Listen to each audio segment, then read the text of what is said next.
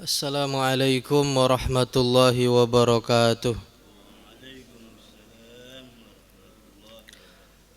Alhamdulillahi nahmaduhu nasta'inuhu wa nastaghfiruh wa na'udzu billahi min shururi anfusina sayyiati a'malina. May yahdihillahu fala mudilla lahu wa may yudlil fala hadiyalah. Allahumma salli wa sallim ala habibina al-mustafa sayyidina wa maulana Muhammadin wa ala alihi wa ashabihi wa dhurriyyatihi wa man sara ala sunnatihi wa ala tariqatihi ila yaumil qiyamah. Amma ba'du, subhanaka la ilma lana illa ma 'allamtana innaka antal alimul hakim wa tub alaina ya maulana innaka antat tawwabur rahim.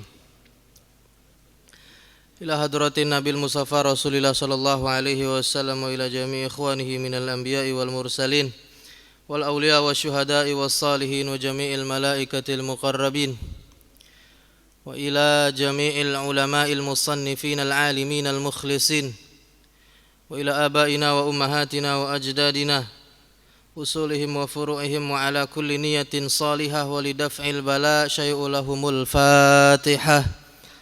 أعوذ بالله من الشيطان الرجيم بسم الله الرحمن الرحيم الحمد لله رب العالمين الرحمن الرحيم مالك يوم الدين إياك نعبد وإياك نستعين اهدنا الصراط المستقيم صراط الذين أنعمت عليهم غير المغضوب عليهم ولا الضالين رب اغفر لنا ولوالدينا آمين. Hadratil mukarramin, para guru, para sepuh, orang tua kami, wabil khusus guru kami Ayahanda Kiai Juhana Zakaria, Ayahanda Buya Usman Audah, guru kami Kiai Ahmad Zunaidi Ahmad, serta para ustadz-ustadz yang lain, ada Ustadz Heri, ustadz-ustadz yang lain, para sepuh, tokoh masyarakat yang dapat saya sebutkan satu persatu namanya. Mudah-mudahan duduknya kita di sini bersama-sama membawa ilmu yang bermanfaat, menjadikan kehidupan kita setelah pulang tambah berkah. Yang jualan insya Allah hari ini jualannya tambah laris, tambah berkah. Yang punya anak insya Allah tadinya anaknya buandel, nakal, hari ini tiba-tiba berubah. Yang punya istri, ngapa ya istrinya ya? Yang istrinya tadinya cuap-cuap, insya Allah mulai saat ini diem, nunut, patuh. Asal sebelum jalan tinggalin 2 gepok di atas kulkas. Yang punya anak, yang punya pekerjaan, yang punya penyakit, Allah angkat segala penyakitnya. Yang punya bisnis, punya proyek, punya niatan baik, Allah kabul segala niatan-niatannya. Amin ya rabbal alamin. Bismillahirrahmanirrahim. Tema subuh ini tema yang begitu berat, gampang diucapkan tapi susah dilaksanakan, yaitu mengenai kelembutan hati dan cinta. Ini kan gampang nih ngomongnya nih, kelembutan hati dan cinta gampang, tapi ngelaksanainnya Masya Allah berat. Kalau enggak nanti cintanya jadi sekedar cinta monyet, cuman di mulut doang, dikerjainnya enggak, dilaksanainnya enggak. Karena cinta itu rasa. Bisa enggak orang jelasin rasa? Cinta ini rasa yang paling dalam, puncak daripada perasaan cinta. Sekarang saya tanya, apa rasanya anggur? Apa rasa anggur? Saya belum pernah ketemu anggur, belum pernah lihat belum. Saya tinggal di sono di kutub utara, belum pernah lihat anggur. Saya nanya bapak-bapak, apa rasanya anggur? Manis. Setahu saya di kampung saya sawu lebih manis. Gimana jelasinnya? Supaya tahu rasanya anggur, cara paling efektif makan anggur. Makan anggur baru tahu tuh, lu rasain dah tuh makan. Itu namanya rasa, nggak bisa diungkapkan dengan kata-kata, sulit.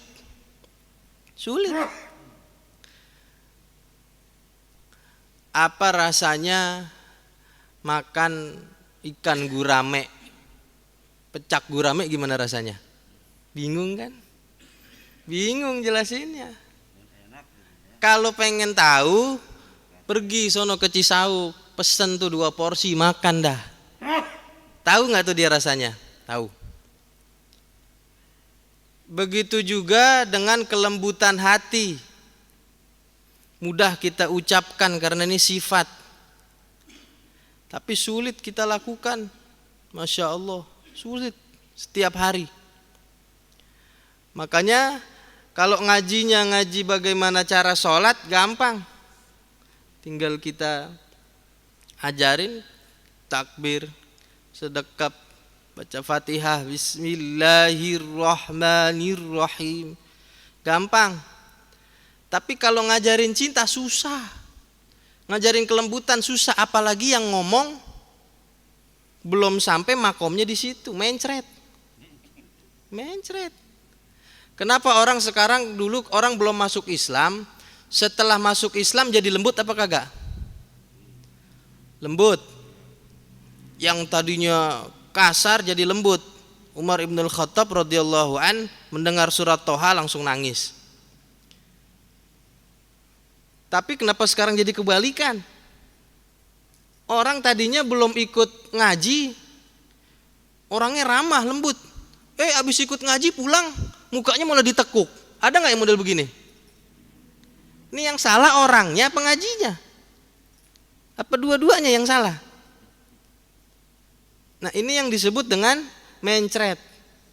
Makanya Al-Imam Al-Ghazali katakan supaya nggak mencret harus ada tangganya, biar nggak mencret. Anak bayi makan bubur dulu, netek dulu 6 bulan, bis netek makan bubur, bis makan bubur nasi lembek. Nggak boleh bayi lahir langsung kasih sate, nggak boleh. Bapaknya boleh dikasih, nggak bisa. Makanya kata Imam Ghazali paling nggak ada 8 tingkatan. Dia harus tobat dulu, habis tobat sabar, pahit. Orang habis makan salak, ketemu salak condet. Pernah makan salak condet ya? Yang lambang di Transjakarta tuh salak condet. Rasanya apa? Sepet pasti baru makan salak. Maka supaya dia ketemu salak yang manis gimana? Cari lagi ilmu tentang salak. Barangkali dia yang salah. Jangan baru makan salak sekali tiba-tiba ngomong, kagak beres, salak rasanya sepet.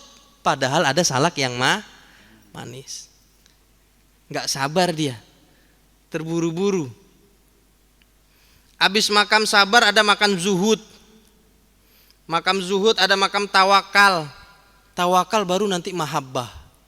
Nah, ini makam cinta. Makam cinta baru makam ma'rifat. Ma'rifat baru terakhir makam ridho. Radiyatum mardiyah. Ridho dan diridhoi. Nah, kadang-kadang kita baru nyampe tangga tobat, tapi seakan-akan sudah seperti makom radiyatim mardiyah. Cuman gue doang yang diredoin, yang lain kagak. Tuh.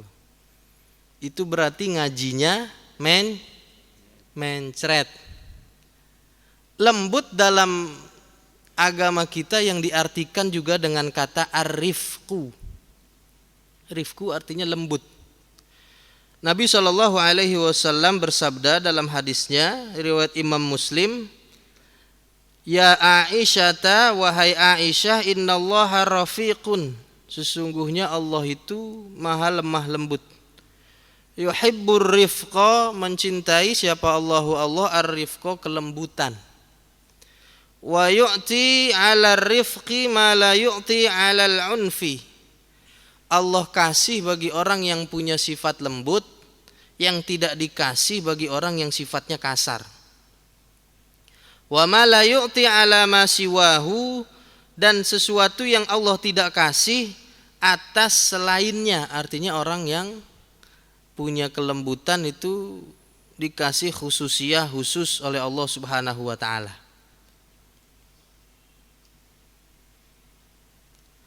Makanya lembut ini memang sifatnya Allah.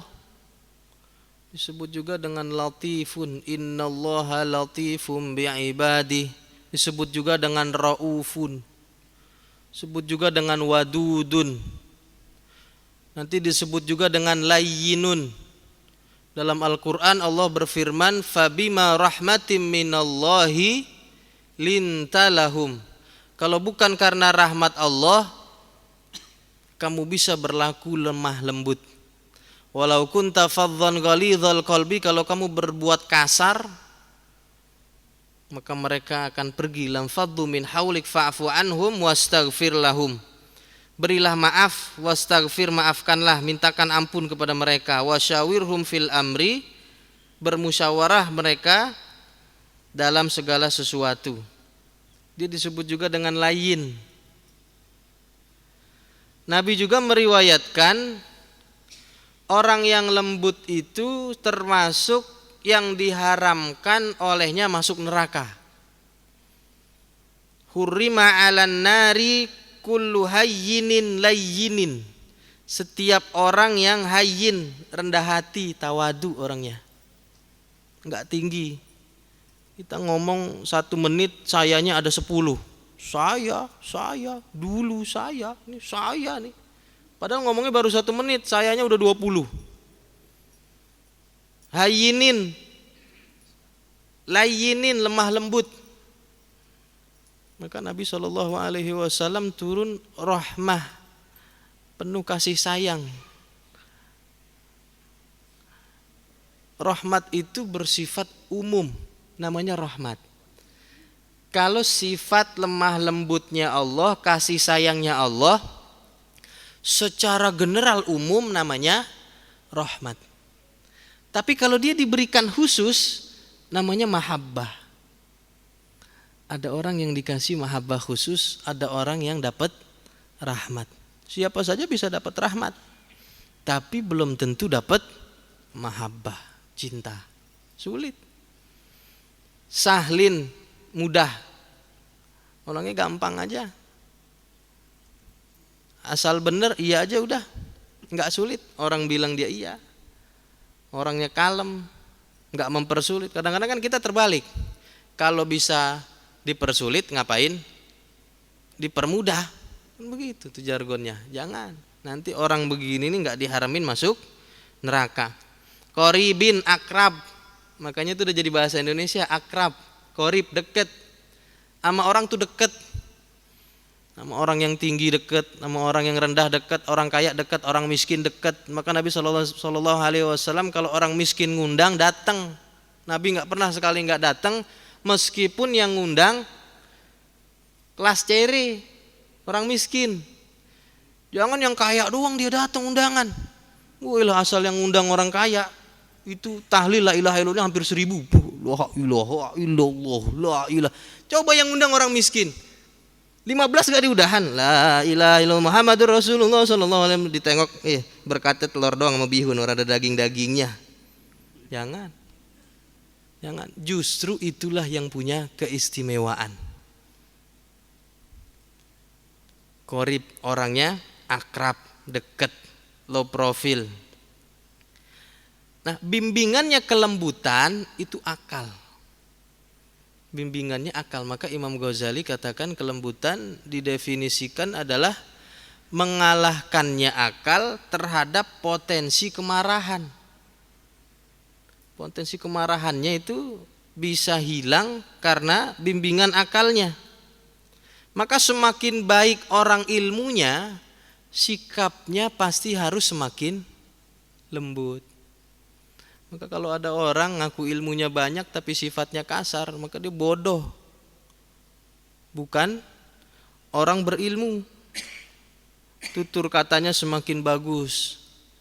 Nabi SAW kalau manggil orang dengan panggilan yang sangat manis, mawaddah, imut, kasih sayang, ya Humaira, wahai yang kemerah-merahan, tuh manggil begitu. Tutur katanya lemah lembut, mau makan, kalau kita kan enggak, no makanan ada belakang tutup saja, lo mau makan kagak ya udah tuh. Kadang-kadang datang, makanya hati itu sebenarnya nolak. Hati itu diciptakan lembut dan tidak menerima kasar. Enggak menerima dia, enggak mau orang dikasarin. Lan faddu min haulik, dia akan pergi. Kalau dikasarin hati itu akan pergi. Orang bawaannya enggak nyaman, duduk sama dia enggak enak, ngumpul enggak enak, bawaannya pengen udahan.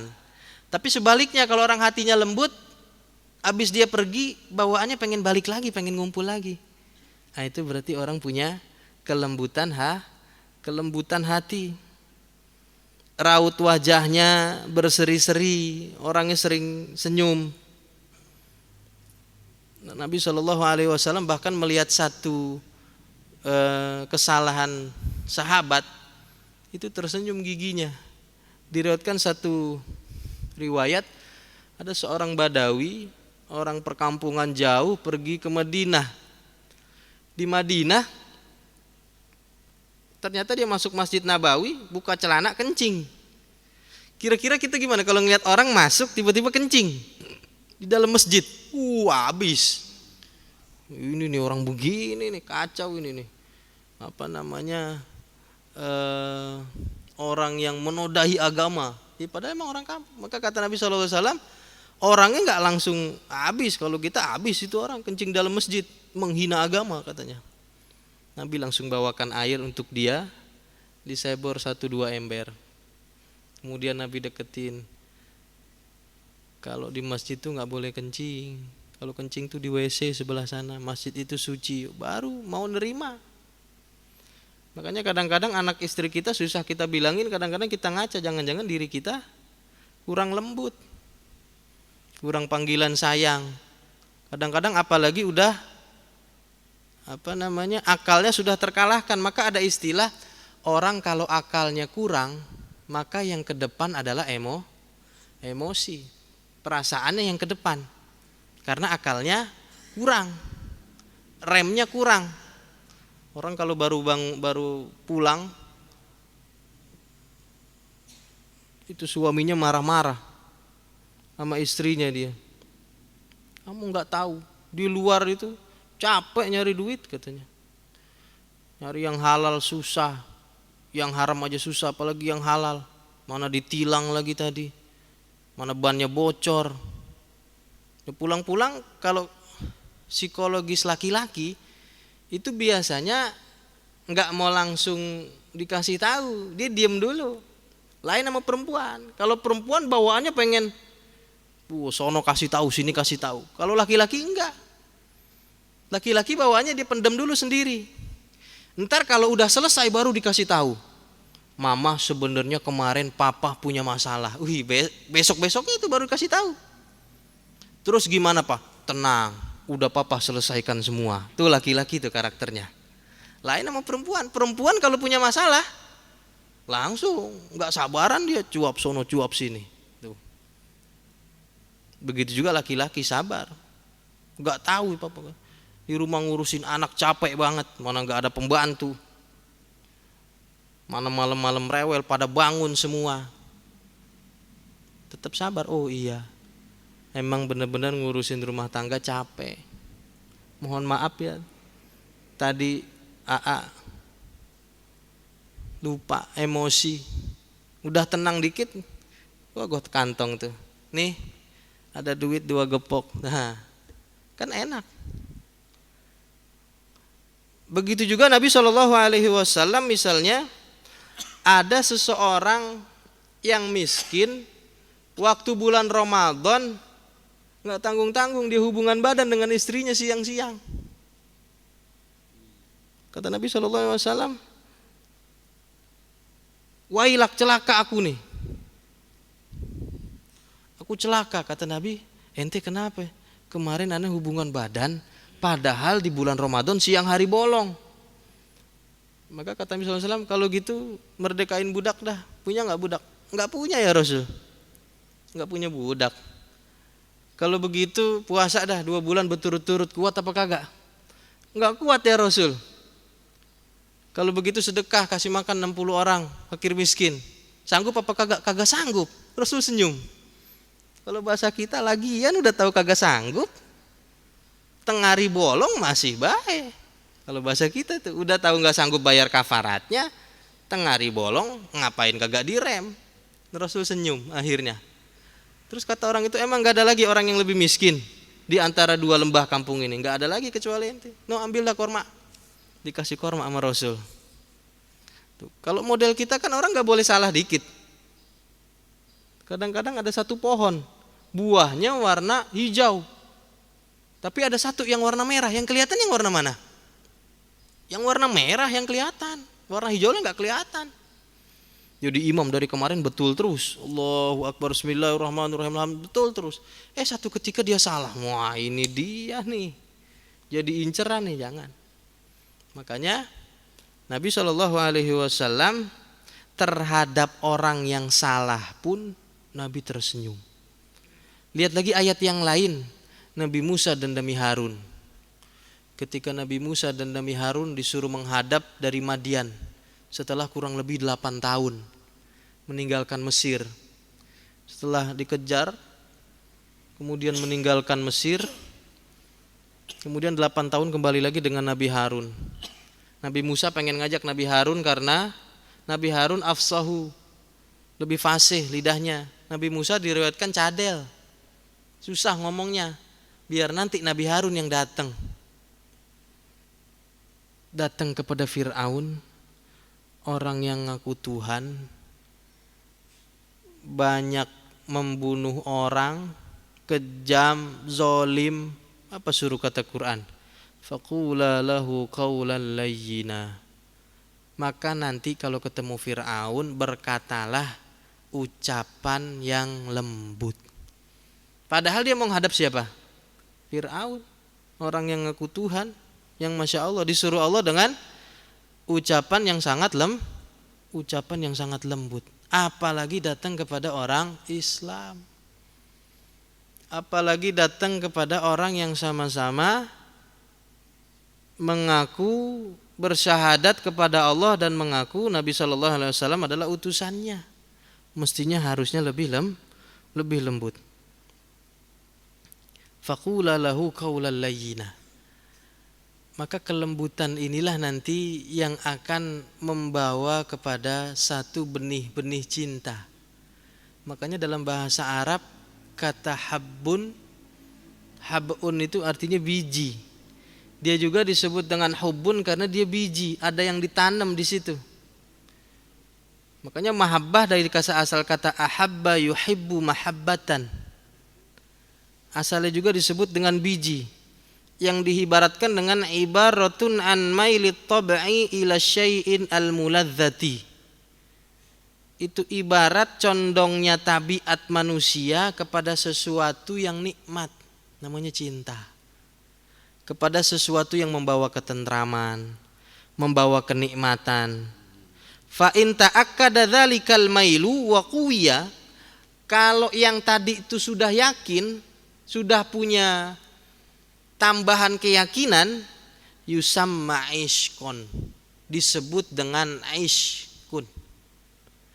Jadi kalau dia sekelebatan punya kenikmatan namanya cinta.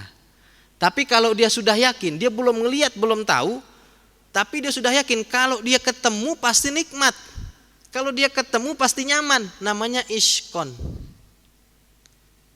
Wali taibata, penyanyinya tuh, raqqat aynaya syauqan wali taibata zarafat ishqan. Nah itu dia.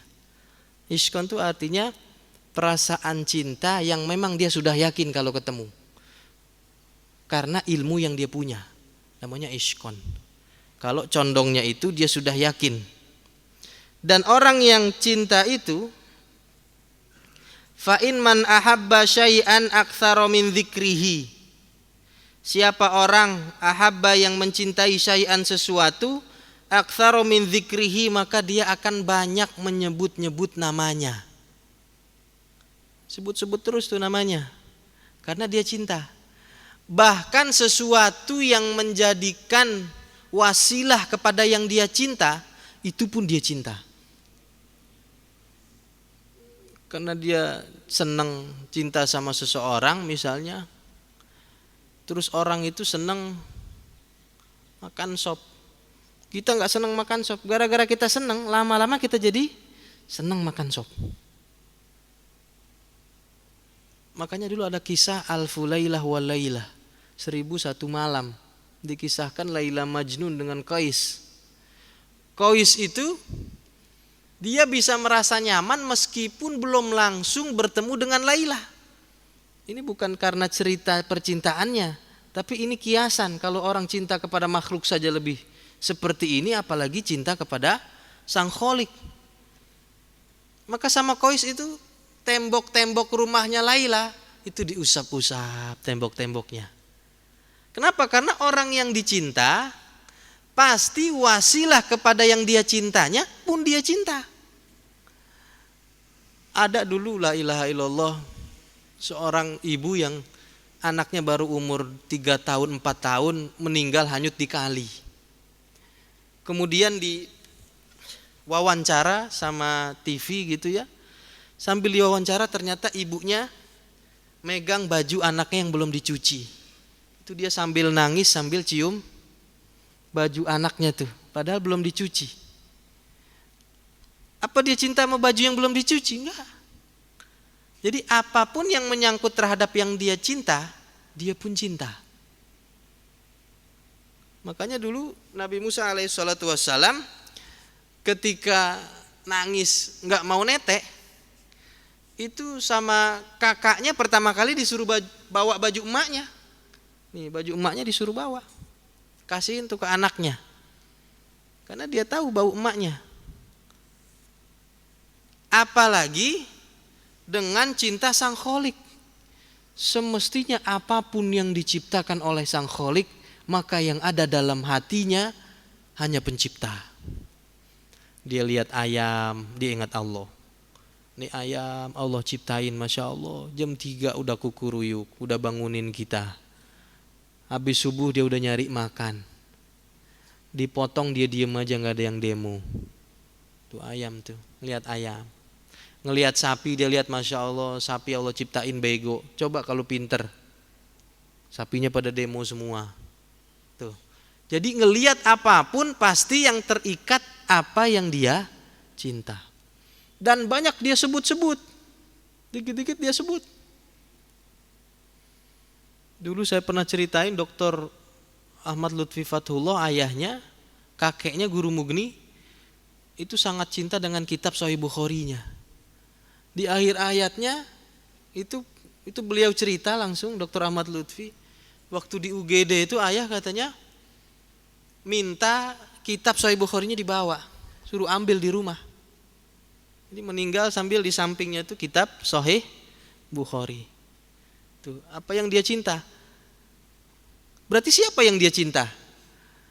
Yang dia cinta adalah kata-kata yang ada Sahih Bukhari. Itu kata-kata Nabi. Kata-kata Nabi yang ada di situ. Saking cintanya dia peluk. Karena tiap hari yang dia lihat Sahih Bukhari, Sahih Bukhari, ngaji Quran Sahih Bukhari, Sahih Bukhari. Kalau kita tiap hari yang kita lihat apaan? Bismillah. Bangun tidur lihat apaan? Dan pura-pura kagak tahu. Pura-pura bego. HP yang dilihat. Ada WhatsApp kagak nih? Udah, habis pulang dari masjid yang dilihat apa lagi? HP lagi. Jangan-jangan ntar malaikat Israel pengen cabut nyawanya, tar lu malaikat update status dulu. Oh, menunggu Israel OTW. Jangan. Makanya aktsara min dzikrihi, banyak dia menyebut-nyebutnya. Maka kalau memang orang tersebut terisi dalam hatinya mahabbah, itu mulutnya selalu zikir Allah, Allah, Allah. Ngelihat segala sesuatu Allah, ngelihat keburukan Allah. ngelihat kebaikan Allah, bahkan ngelihat benda mati pun Allah. Allah tuh tiap napasnya. Berarti orang ini sudah pada makom mahabbah. Apa ciri-cirinya tadi? Aktsaru min dzikrihi. Kalau kita kan boro-boro, kita masih makom paling bawah, makom tobat. Sabar aja juga kagak. Kita masih makom tobat. Tobat itu juga kadang-kadang mundur lagi. Tobatnya 3, maksiatnya 5. Kadang-kadang kan kita begitu, mundur lagi. Kita harus ada orang ya paling enggak berbuat baiknya 10, kemudian maksiatnya 3, kemudian dia tobatnya 3. Jangan sampai nurun, tekor. Tobatnya cuma 3, maksiatnya 5, zikirnya 5. Nah, banyak menyebut namanya. Orang kalau mau meninggal juga kan sebelum dia ingat Allah, biasanya dia ingat keluarganya juga tuh boleh. Dipanggil tuh anaknya satu-satu. Duloh, mana Duloh? Panggil satu lagi, Maimunah, mana Maimunah belum datang. Tuh, kan dipanggilin tuh anaknya satu-satu tuh. Padahal dia udah di UGD, dia nggak tahu. Dipegang tangan, ini siapa nih? Ini siapa? Elu roh katanya tuh. Kan gitu. Sebelum dia sebelum dia dipanggil Allah tuh, memang dia masih kuat. Nanti kalau udah nggak kuat, dalam hatinya ingat Allah, ya Allah. Sambil dipegang anaknya, mudah-mudahan nih anak jadi soleha, mudah-mudahan nih anak bisa nerusin. Terus sambil dipegang tuh dipanggil satu-satu, semuanya di absen. Anaknya tuh. Makanya dalam hadis satu riwayat dari Sayyidina Husain radhiyallahu an, ketika dipangku oleh Ali bin Abi Thalib, Husain cerdas. Dia tanya, ya wahai ayahku, katanya, ditanya, apa kau cinta kepada kakek, katanya, kata Husain. Berarti cinta kepada Nabi. Kata Imam Ali, iya, saya sangat cinta kepada kakekmu, yaitu Nabi SAW. Ditanya lagi, apa kamu cinta kepada Fatimah? Kata Ali bin Abi Thalib radhiyallahu an, ya, saya cinta kepada Fatimah. Tanya lagi, apa kamu cinta kepadaku? Kata Husain, ya, aku cinta kepadamu. Kata Ali bin Abi Thalib. Kemudian kata Sayyidina Husain, bagaimana bisa engkau mencintai 3 sekaligus? Padahal cinta itu tidak bisa terbagi. Bisa gak cinta terbagi? Cinta bisa gak terbagi? Gak bisa. Cinta tuh gak bisa terbagi. Yang ada, cinta itu adalah punya furu, punya cabang.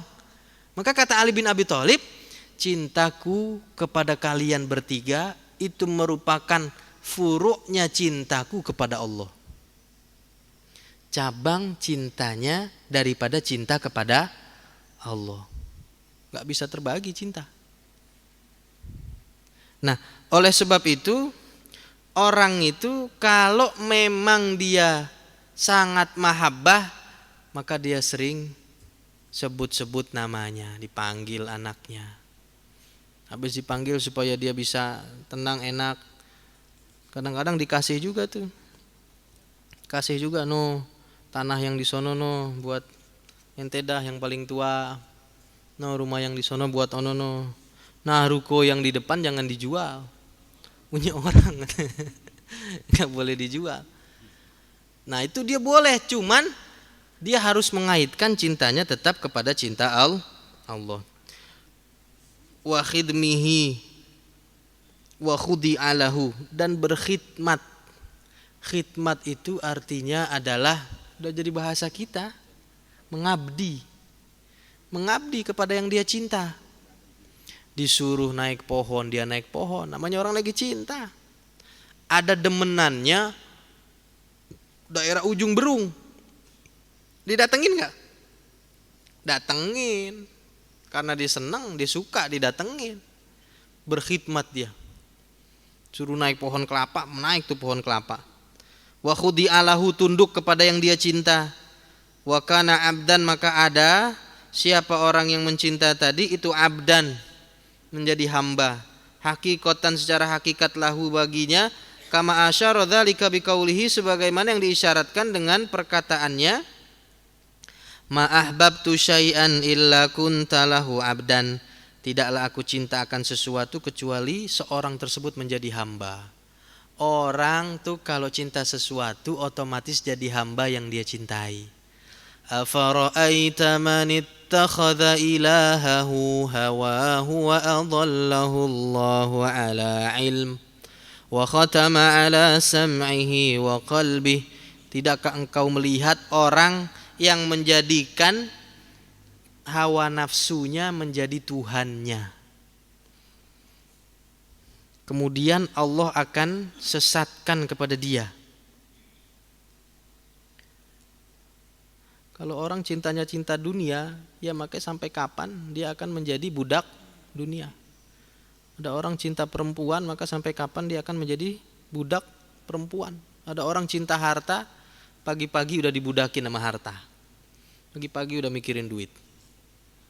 Siang-siang mikirin duit lagi.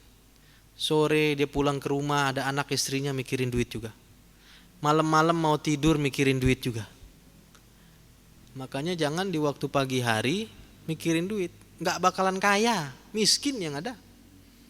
Kalau orang ada ngoyok terhadap dunia, ngotot, yang ada bukan kaya tapi sebaliknya dia akan miskin. Bahkan kemarin kita ngaji, orang termasuk daripada sebab-sebab kebuat miskin adalah terlalu pagi pergi ke pasar. Ya, kecuali yang jualan, apalagi jualan bubur di pasar ya kagak. Ini memang orang itu demen dunianya, bukan emang dia jualan. Tuh, dia akan menjadi hambanya. Qultu, maka berkata, innal muhibba liman yuhibbu muti'un. Sesungguhnya al-muhibba, sesuatu yang dia cinta. Seseorang yang dia cinta, lima yuhibbu, terhadap orang yang dia cinta, muti'un, akan taat. Akan taat. Orang kalau cinta itu akan taat. Wa idza kana lil qalbi wajhatun wahidatun. Sesungguhnya pada hati itu hanya ada satu palingan, satu arahan. Famahma aqbala biha ala maulahu a'rada amma siwahu. Maka dia akan mengenyampingkan yang lain kalau dia sudah cinta. Maka dunia jadi kecil, musibah jadi kecil, cobaan jadi kecil. Kalau orang memang sudah cinta Allah. Makom selanjutnya ada juga yang disebut dengan makom ma'rifat. Makom yang terakhir sebelum makom radiyatum mardiyah. Ma'rifat ini dari kata arrafa yu'arrifu, arafa ya'rifu. Kalau diterjemahkan itu bukan hanya orang pinter, tapi orang yang bijaksana. Maka orangnya namanya ma'rifat. Kalau mahabbah, dulu sekitar tahun 90-an kalau tidak salah, itu ada satu tokoh tasawuf yang terkenal, yang dikenal dengan Rabi'atul Adawiyah. Ini dengan mahabbahnya. Beliau seorang yang sangat miskin. Bahkan sampai dijadikan budak untuk meniup suling. Niup suling itu di Irak itu, kalau ada orang nyanyi itu ada niup sulingnya, dia dipaksa buat niup suling itu. Sehingga bisa dibebaskan, ketika dibebaskan maka dirinya dia wakafkan, dia serahkan kepada Allah. Yang paling terkenal adalah syairnya. Uhibbuka hubbaini. Aku ini punya dua cinta, kata Rabi'ah Adawiyah. Yang pertama hubbul hawa, cinta terhadap hawa nafsu. Wa hubbun li'annaka ahlun lidzaka, dan cinta karena engkau memang adalah pemilik daripada cinta. Fa amma hubbul hawa, adapun hubbul hawa, hawa nafsu, fasyughli bi dzikrika amman siwaka, maka sibukkan aku daripada mengingat kepada selain engkau.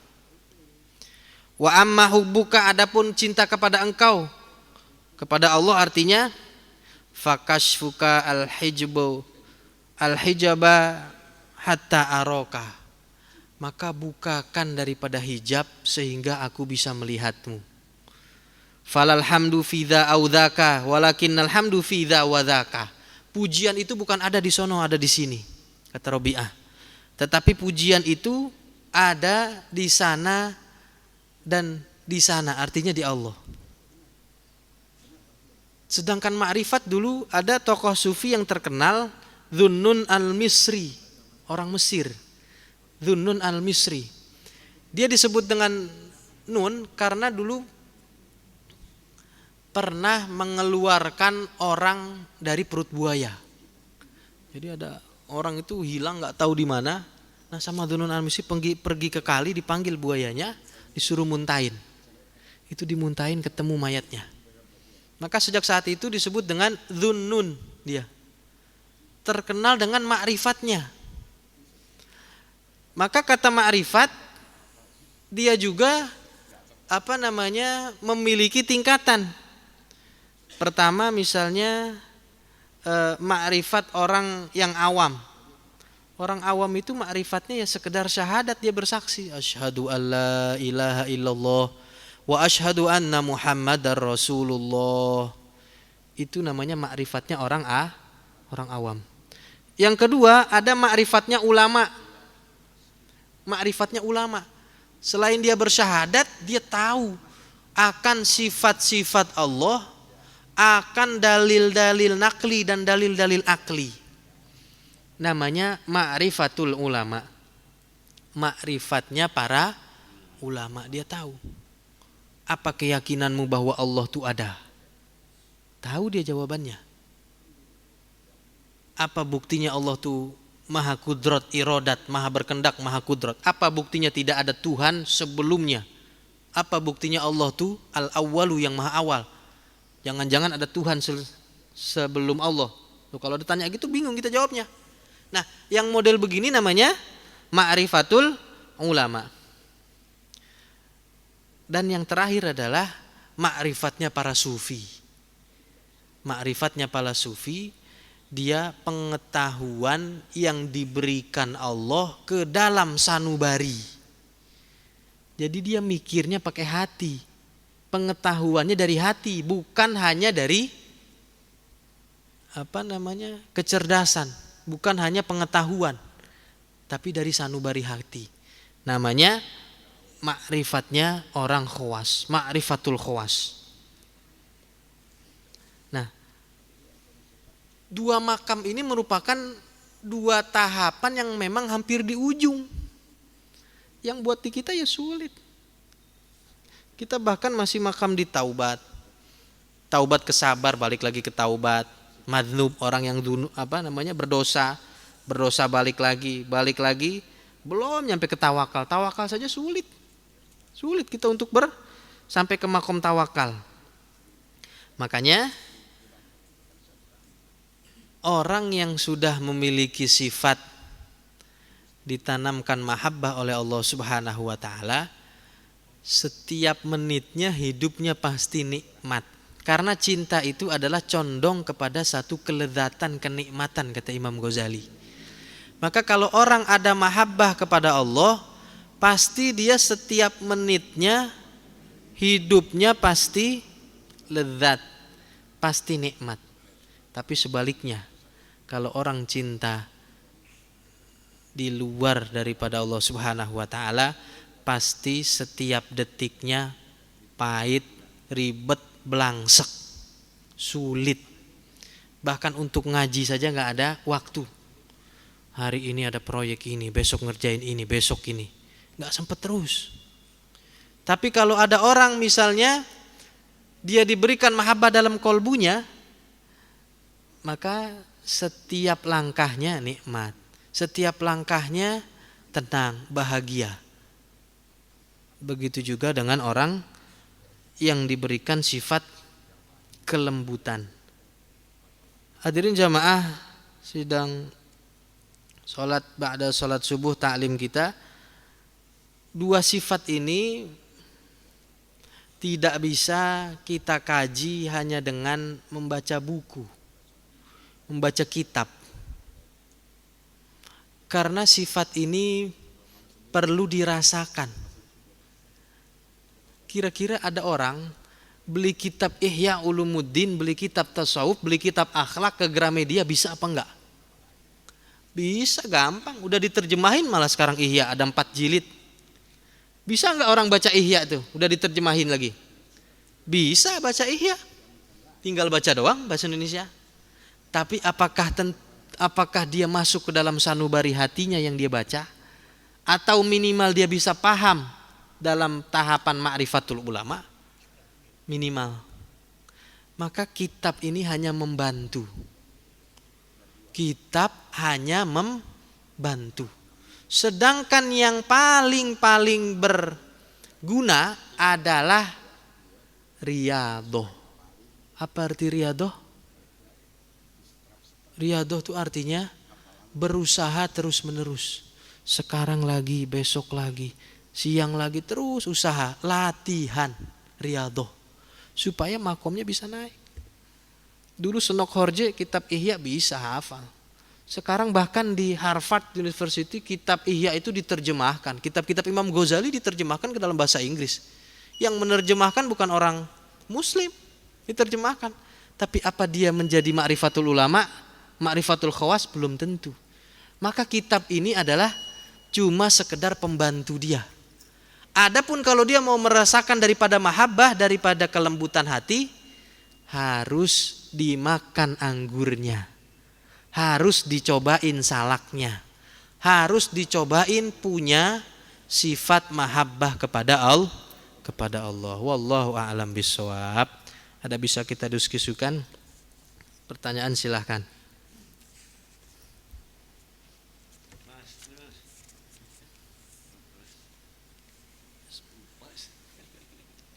Kemana orangnya?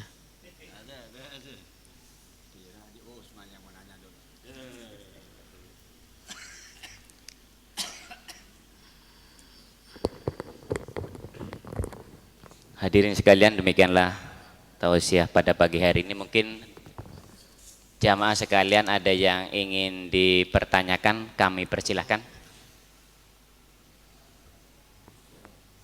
Oh, ada.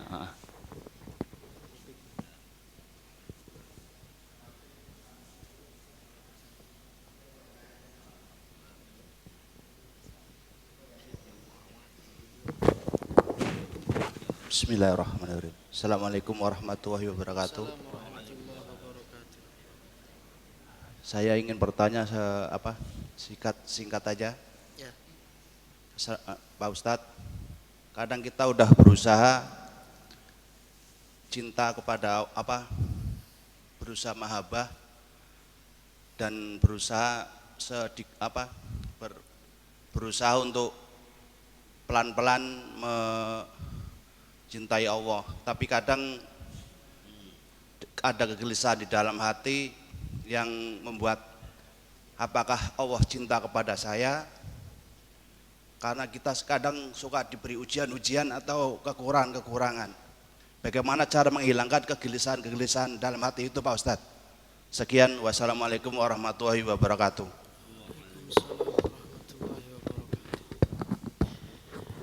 Ini sebenarnya yang ngisi ini tidak patut, belum layak untuk membahas tema tentang mahabbah. Karena orang itu membahas segala sesuatu itu harus pada makomnya. Jadi baru makomnya madzhub, orang banyak dosa, tapi bahasnya sudah bahas makom mahabbah. Istrinya baru 1, udah bahas poligami, kira-kira model begitu. Ini sebenarnya mal qailu ahaqqu wa a'lamu wa afdalu bil mas'ul. Sesungguhnya yang ngomong ini enggak lebih patut, karena yang makomnya memang cuma yang kita pelajari ini kembali lagi tadi hanya bantuan saja. Adapun untuk ilmu hakikinya yaitu harus riyadhah, harus dilakuin. Karena ini merupakan bukan satu teoritis, maka ini harus punya sikap perilaku itu harus ada yang kontrol. namanya nanti cari orang yang ngontrolnya, namanya guru murabbi, nama yang ngontrolnya. Karena dia nggak bisa diteoritis, nggak ada teorinya, susah. Adapun yang di kitab, mikirnya kitab hikam, kitab ihya itu ngebantu doang. Adapun untuk mendapatkan sejatinya ya mahabbah tadi. Maka kalau ada problem tadi mahabbah, semestinya diajukan kepada murabbi, kepada gurunya. Nah, paling tidak secara teori saja Allah itu maha lemah lembut dan kasih sayang kepada semua makhluknya. Maha lemah lembut dan maha kasih sayang kepada makhluknya, apalagi seorang muslim, apalagi seorang hambanya. Jangankan orang yang mulai mendekat diri kepada Allah, orang yang jauh saja masih Allah sayang. Orang yang jauh masih Allah sayang, apalagi yang sudah berusaha mendekat. Ibtalahu, kalau dia misalnya diuji, maka ujian itu untuk menambah rasa sayang, untuk menambah level makom rasa sayangnya, bukan karena untuk mengadabnya, tapi karena Allah sayang kepada dia, ya Allah kasih begitu. Makanya dulu bilang, ente kalau mau belajar di agama, satu siap-siap miskin, tuh kata kiaian itu. Santri di sini harus siap-siap jadi orang miskin, kalaupun kaya alhamdulillah katanya. Siap-siap miskin. 2, harus siap-siap susah. Biasa makan tempe, insya Allah makan ayam bisa. Tapi kalau sering makan ayam sama daging, belum tentu makan tempe bisa. Gitu. Itu harus kuat. Makanya orang yang ingin menuju Allah pasti ada cobaannya.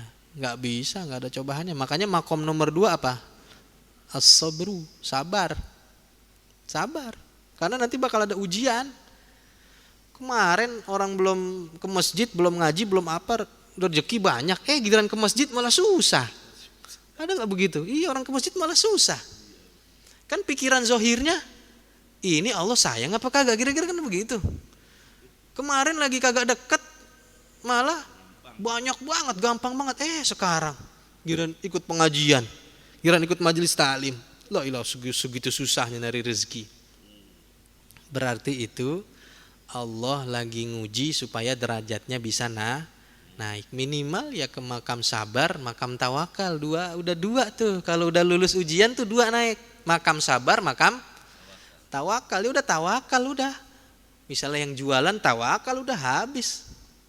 Sabar, diuji lagi sabar. Enggak laku sabar. Tuh bisa 2 dia. Naik kalau orang itu lulus ujian. Orang kalau pengen SMP, ujian dulu enggak? Ujian. Dari SMP pengen SMA, ada ujiannya. SMA kuliah, ada ujiannya. Kuliah nanti ada UTS, ada UAS. Habis kuliah S2, ada bikin tesis, ada bikin disertasi. Kalau dalam akademiknya pengen tinggal harus ada ujiannya. Hidup juga sama. Kalau pengen derajatnya dinaikkan oleh Allah, maka harus ada ujiannya. Dan yakinlah, kalau orang yang dekat dengan Allah, punya ilmu, punya amal soleh, pasti mulia. Pasti mulia, meskipun miskin, meskipun gak punya apa-apa, pasti mulia. Gak usah takut, gak usah nyari-nyari kemuliaan. Pasti akan dimuliakan oleh orang. Dan karena dia juga dimuliakan oleh Allah. Maka itu sudah ciri-ciri mau naik tingkatan. Justru orang begitu sudah mau naik tingkatan.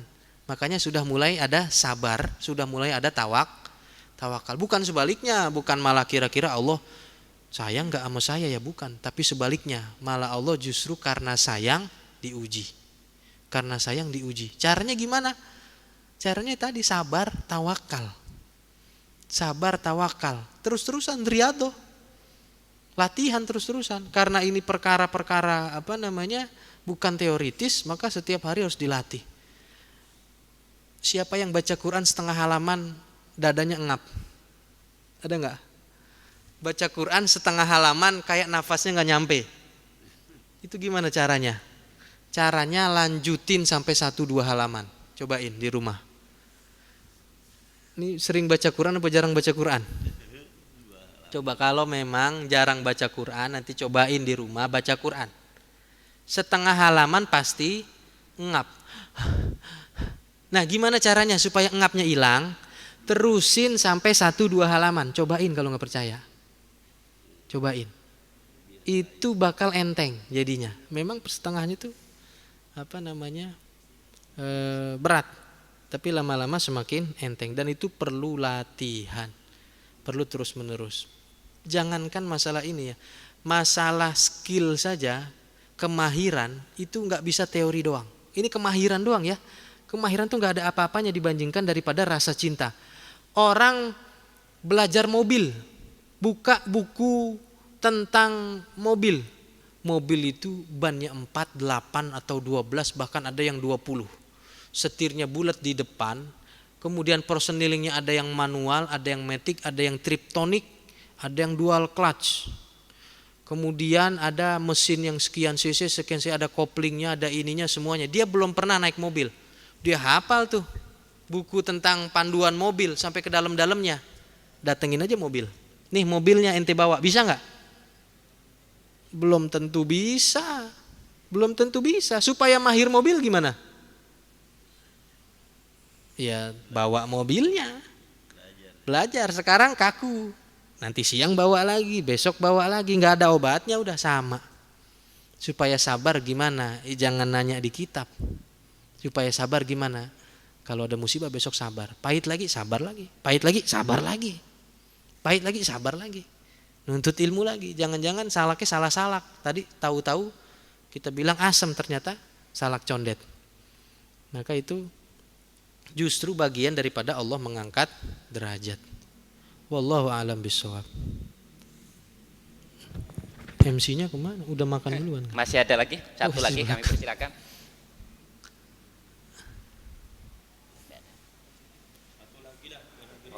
Wah ini kalau kiai yang nanya mal mas'ulu aku bisa ini. Iya kiai. Hukum untuk mencari instruktur itu seperti seorang murid mencari mursyid atau murabi, hukumnya apa? Kalau kita hanya latihan sendiri bisa jadi salah jalan. Gabung aja satu lagi gabung. Assalamualaikum warahmatullahi wabarakatuh. Waalaikumsalam warahmatullahi wabarakatuh. Dari ke-8 tingkatan tersebut ternyata mahabbah adalah tingkatan yang paling tertinggi Ustadz. Kemudian yang saya mau tanya adalah tentang arif billah. Dan yang kedua, pertanyaan kedua adalah bagaimana tanda-tanda orang yang dicintai oleh Allah Subhanahu wa taala. Terima kasih Ustadz. Wassalamualaikum warahmatullahi wabarakatuh. Bismillahirrahmanirrahim.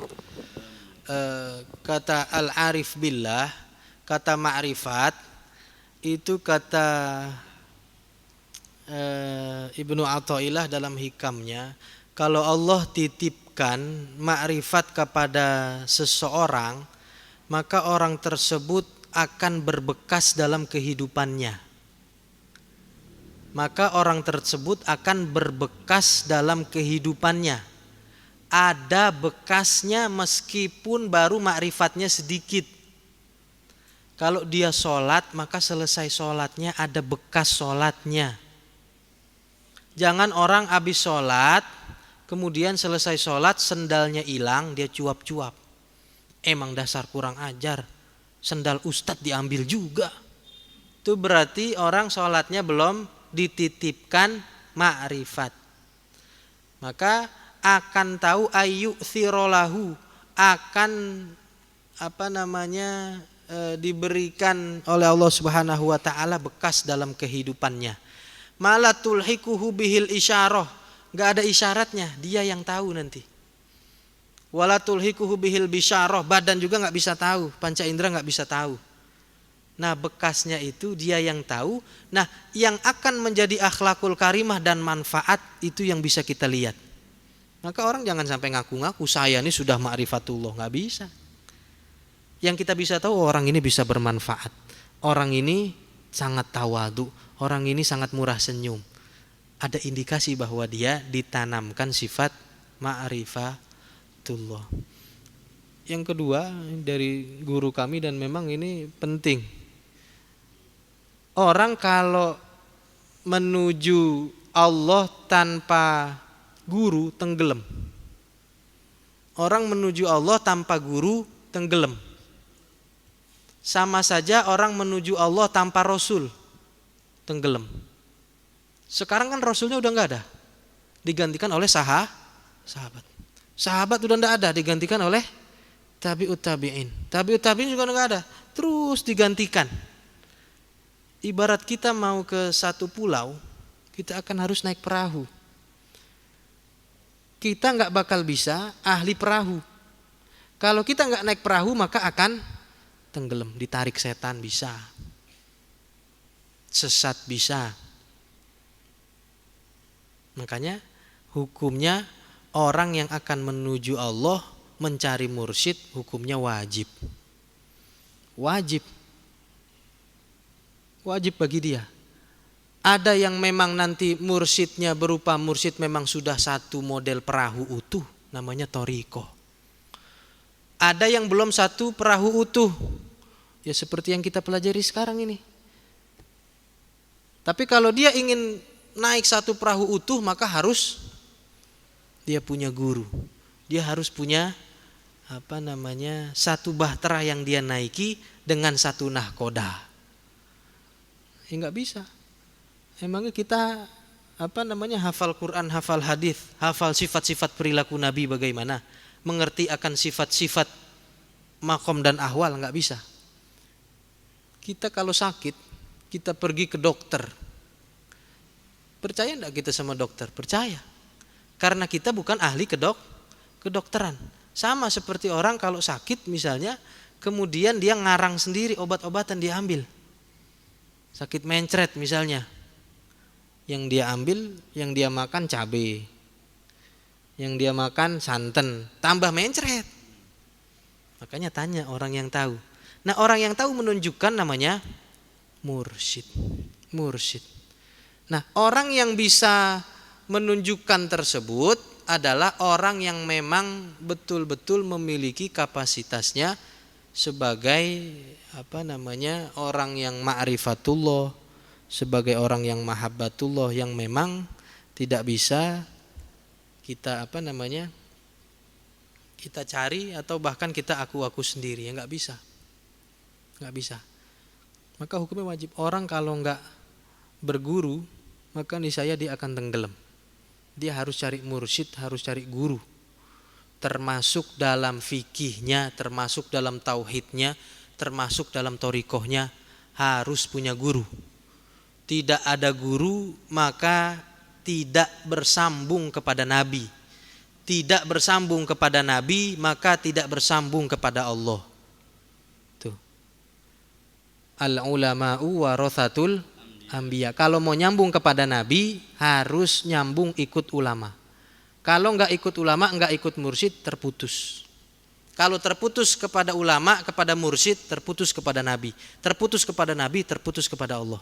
Maka harus cari orang yang menunjukkan jalan menuju Allah. Kalau memang makomnya ingin naik, ingin betul-betul kepada makom ma'rifatullah, insya Allah akan mendapatkan mahabbah. Wallahu a'lam bishawab. Mal mas'ulu ahaqqu bisail. Sesungguhnya yang menjawab ini tidak lebih berhak, wa afdalu tidak lebih afdal, wa a'lamu tidak lebih alim, dan tidak lebih baik daripada orang-orang yang bertanya. Mudah-mudahan kita sama-sama bisa mulai latihan dengan yang sedikit saja. Sedikit. Kita tauhid kita cari gurunya, fikih kita cari gurunya, kalau perlu dapat sanadnya.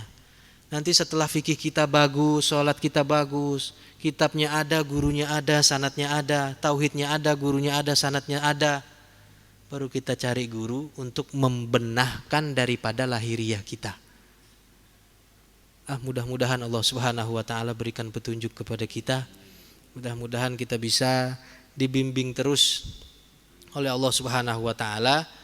Mudah-mudahan sampai makom yang dititipkan oleh Allah Subhanahu wa taala, ma'rifat, mahabbah, dan yang paling ujung adalah radiyatum mardiyah. Dan mudah-mudahan kita doakan guru-guru kita, sepuh-sepuh kita sehat, panjang umur, Mudah-mudahan kita bisa mendapatkan jalan bersama-sama para guru dan para mursyid. Makanya kan doanya bersama orang-orang yang soleh, minasyahwasyakirin, orang-orang yang syahid, orang-orang yang sabar. Kan doa kita begitu. Nah kalau bersama mereka, kalau kita nggak pakai guru, ente ngikut siapa? Gitu pertanyaannya. Maka hukumnya adalah wajib. Wallahu a'lam bishawab. Ditutup.